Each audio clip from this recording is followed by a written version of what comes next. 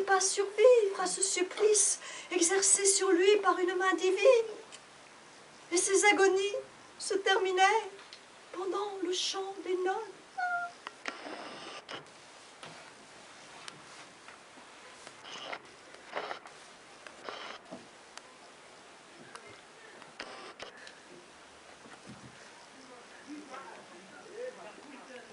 Et je me demandais qui pouvait être son maître. Et mes yeux se recollaient à la grille avec plus d'énergie.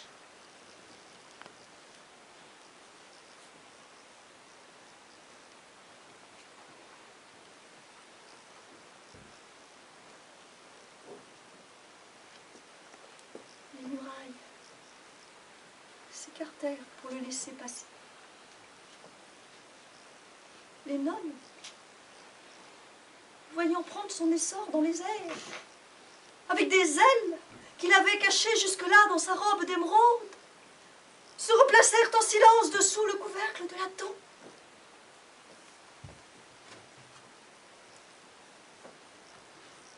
Il est parti dans sa demeure céleste en me laissant ici. Cela n'est pas juste. Les autres cheveux sont restés sur sa tête. Et moi, je gis dans cette chambre lugubre, sur le parquet couvert de sang caillé et de lambeaux de viande sèche.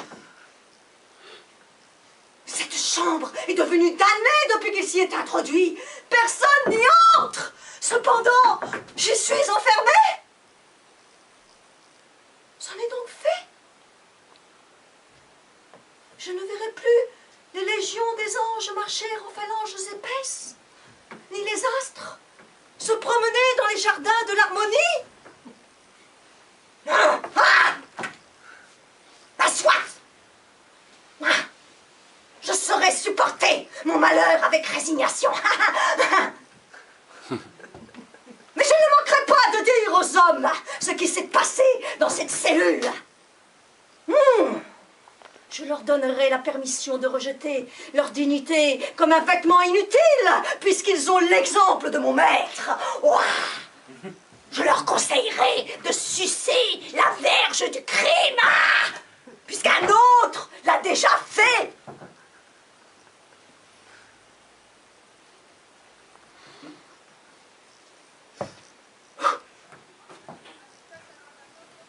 Le cheveu se tut.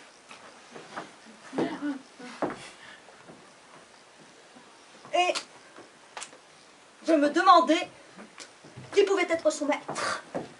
Et mes yeux se recollaient à la grille avec plus d'énergie. Aussitôt, le tonnerre éclata. Une lueur phosphorique pénétra dans la chambre. Je reculai malgré moi par je ne sais quel instinct d'avertissement.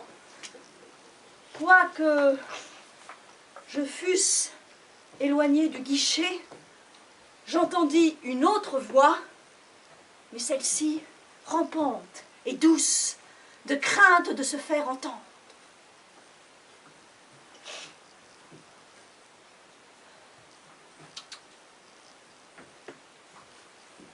Ne fais pas de pareils bonds. Tais-toi, tais-toi. Si quelqu'un t'entendait, je te replacerai parmi les autres cheveux, mais laisse d'abord le soleil se coucher à l'horizon, afin que la nuit couvre tes pas. Je ne t'ai pas oublié, mais on t'aurait vu sortir, et j'aurais été compromis. Oh! Si tu savais comme j'ai souffert depuis ce moment. Arrivé au ciel, mes archanges m'ont entouré avec curiosité. Ils n'ont pas voulu me demander le motif de mon absence. Eux qui n'avaient jamais osé élever la vue sur moi, jeter, s'efforçant de résoudre l'énigme, des regards stupéfaits sur ma face abattue, quoiqu'ils n'aperçussent pas le fond de ce mystère, et se communiquaient tout bas des pensées secrètes qui redoutaient en moi quelque changement inaccoutumé. Ils auraient voulu connaître quelle funeste résolution. Il pleurait vaguement, il pleurait des larmes silencieuses.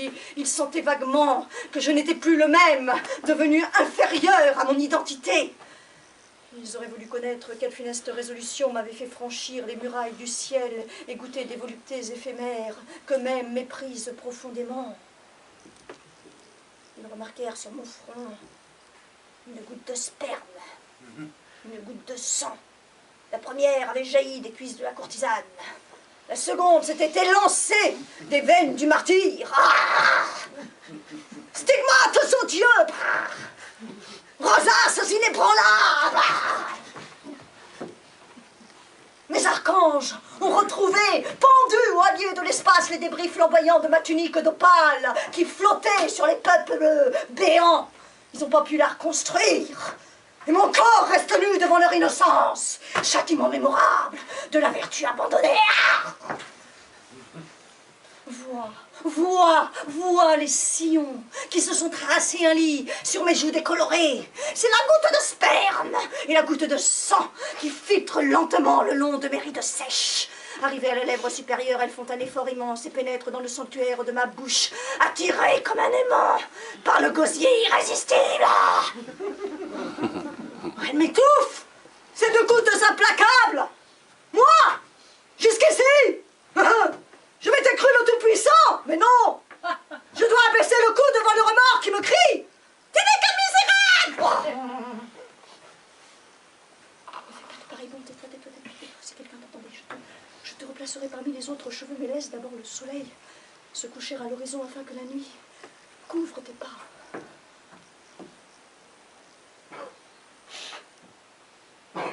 J'ai vu Satan, le grand ennemi, redressé, les enchevêtrements osseux de la charpente au-dessus de son engourdissement de larve, et debout, triomphant, sublime, haranguer ses troupes rassemblées, comme je le mérite, me tourner en dérision.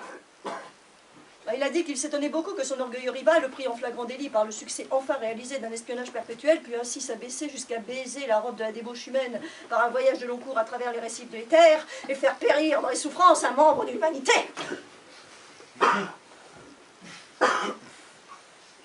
Il a dit que ce jeune homme, broyé par l'engrenage de mes supplices raffinés, aurait peut-être pu devenir une intelligence de génie. Consoler les hommes sur cette terre par des chants admirables de poésie, de courage, contre les coups de la fortune. Il a dit que les nonnes du couvent lupanard ne retrouvent plus le sommeil, gesticulent dans le préau comme des automates, ou ils rôdent dans le préau gesticulant comme des automates, écrasant avec le pied les renoncules et les lilas, devenue folle d'indignation, mais non assez pour ne pas se rappeler la cause qui engendra cette maladie dans leur cerveau. Et voici qui s'avancent, revêtus de leur linceul blanc. Elles ne se parlent pas, elles se tiennent par la main. Leurs cheveux en désordre tombent sur leurs épaules nues. Un bouquet de fleurs noires est pendu sur leurs seins. Non! Retournez dans vos caveaux! La nuit n'est pas encore complètement arrivée. Ce n'est que le crépuscule du soir. Oh, chevet, tu le vois toi-même. De tous les côtés, je suis assailli par le sentiment déchaîné de ma dépravation. Il a dit que le Créateur, qui se vante d'être la providence de tout ce qui existe, s'était conduit avec beaucoup de légèreté, pour ne pas dire plus, en offrant un pareil spectacle au monde étoilé, car il a affirmé clairement le dessein qu'il avait d'aller raconter dans les planètes orbiculaires comment je maintiens la vertu et la bonté par mon propre exemple dans les vastitudes de mon royaume. Il a dit que la grande estime qu'il avait pour un ennemi si noble s'était envolée de son imagination et qu'il préférait porter la main sur le sein d'une jeune fille, quoique cela soit un acte de méchanceté exécrable, que de cracher sur ma figure recouverte de 3 couches de sang et de sperme mêlé, afin de ne pas salir son crachat baveux. Il a dit qu'il fallait m'attacher à une clé à cause de mes fautes innombrables, me faire brûler un petit feu dans un brasier ardent pour me jeter ensuite à la mer, si toutefois la mer voudrait encore me recevoir. Que, puisque je me vantais d'être juste, moi qu'il avait condamné aux peines éternelles pour une révolte légère qui n'avait pas eu de suite grave, eh ben je devais me faire justice sévère sur moi-même et juger.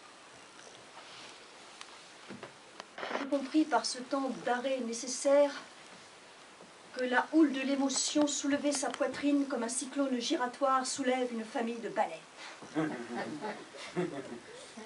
Poitrine divine, souillée un jour par l'amer contact des tétons d'une femme sans pudeur. Âme royale, livrée au crabe de la débauche, au poulpe de la faiblesse de caractère, au requin de l'abjection individuelle, au boa de la morale absente et au colimaçon monstrueux de l'égotisme. Le cheveu et son maître s'embrassèrent étroitement comme deux amis qui se revoient après une longue absence. Le Créateur continua, accusé, reparaissant devant son propre tribunal.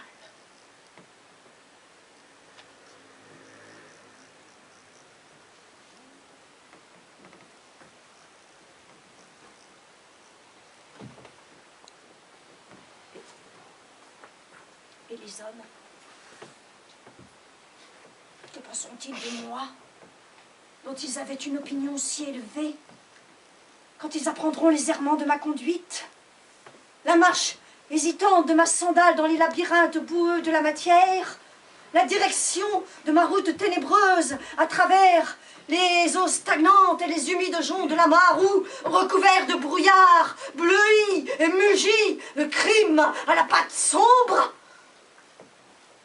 Oh là là. Oh, je m'aperçois qu'il faut que je travaille beaucoup dans l'avenir à ma réhabilitation afin de reconquérir leur estime.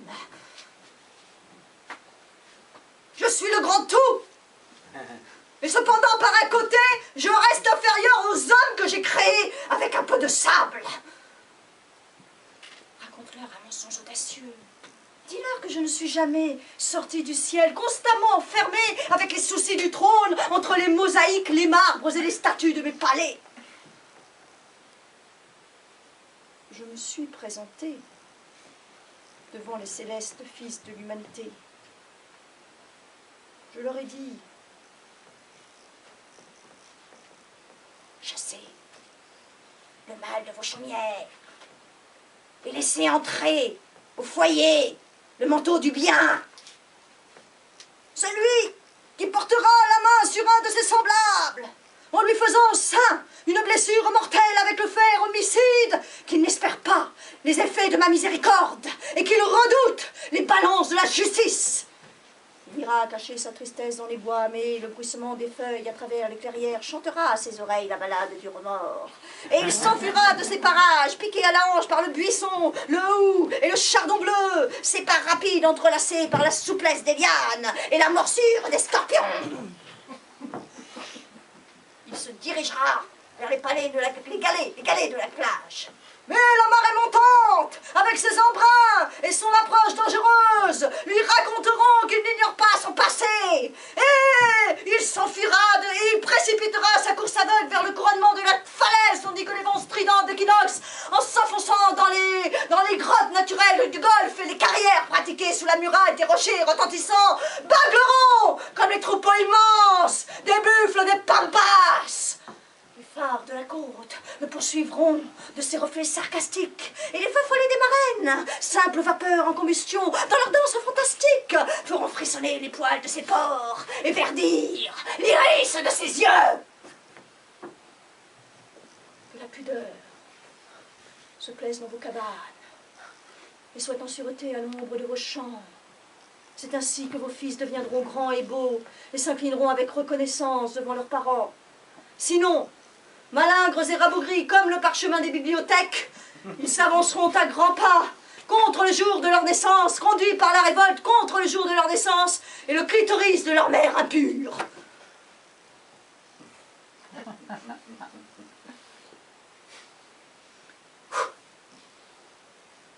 Comment les hommes voudront-ils obéir à ces lois si sévères si le législateur lui-même se refuse le premier à s'y astreindre? Et ma honte est immense, comme l'éternité.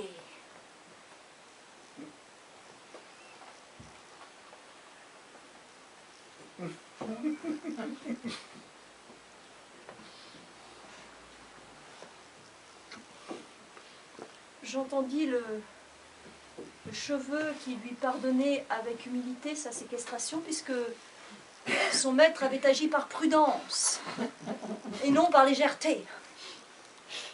Et le dernier pâle rayon de soleil qui éclairait encore mes paupières se retira des ravins de la montagne.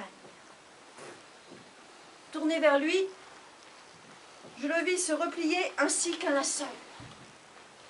Ne fais pas de bruit. Tais-toi, tais-toi. Si quelqu'un t'entendait, il te replacera parmi les autres cheveux.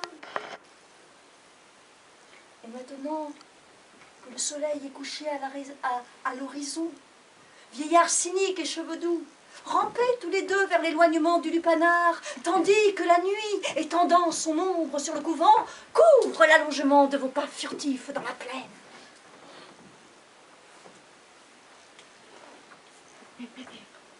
Alors, le pou, sortant subitement de derrière un promontoire, me dit, en hérissant ses griffes, « Que penses-tu de tout cela ?» Mais moi, je ne voulus pas lui répliquer. Je me retirai et j'arrivai sur le pont. J'effaçai l'inscription primordiale et je la remplaçai par celle-ci. Il est douloureux de garder comme un poignard un tel secret dans son cœur, mais je jure de ne jamais révéler ce dont je fus témoin quand je pénétrai pour la première fois dans ce donjon terrible. Je jetai par-dessus le parapet le canif qui m'avait servi à graver ces lettres, et faisant quelques rapides réflexions sur le caractère du Créateur en enfance, qui devait encore, hélas, pendant bien des temps, l'éternité est longue, faire souffrir l'humanité, soit par les cruautés exercées, soit par le spectacle ignoble des chancres qu'occasionne un grand vice, je fermai les yeux comme un homme ivre à la pensée d'avoir un tel être pour ennemi, et je repris avec tristesse mon chemin à travers le dédale des rues. Bravo.